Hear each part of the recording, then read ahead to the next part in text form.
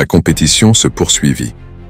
L'épopée des dieux du football embrasa le continent africain, où les 24 équipes furent réparties en 6 groupes de 4 équipes chacune.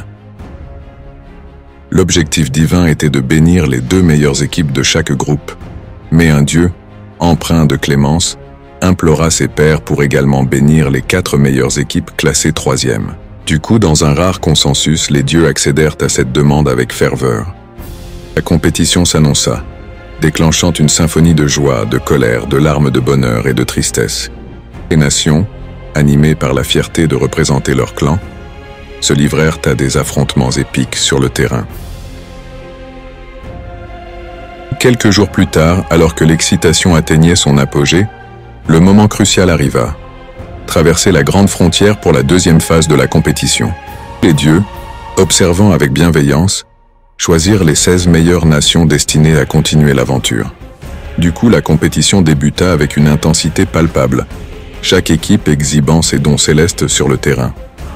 Au fur et à mesure que la compétition progressait, les dieux tissèrent l'étoffe des duels divins pour les 16 équipes élues. Les super-aigles du Nigeria contre les lions indomptables du Cameroun. Un ballet majestueux entre le vol des aigles et l'invisibilité mystique des lions. L'Nzalang national de la Guinée équatoriale versus la Guinée. La vitesse éblouissante des Nzalang national contre la force brute des Guinéens. Les Palanca Negras de l'Angola versus la Namibie, le feu sacré des Palanca Negras embrasant le ciel face à la résistance inébranlable de la Namibie. Les faucons des dunes du Mali versus les étoiles filantes du Burkina Faso, le vent du désert rugissant contre la prédiction des trajectoires, illuminant le ciel.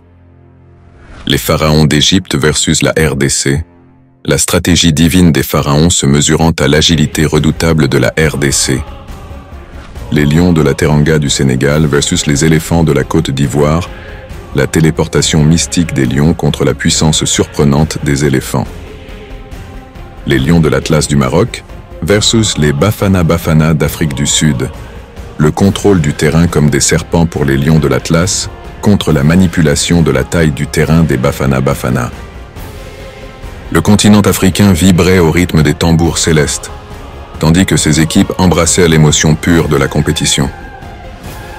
La gloire, la fierté et la puissance s'entremêlaient dans chaque mouvement, chaque but marqué, chaque instant de triomphe. Les dieux souriaient, conscients que cette odyssée émotionnelle du football africain transcenderait le temps pour devenir une légende immortelle.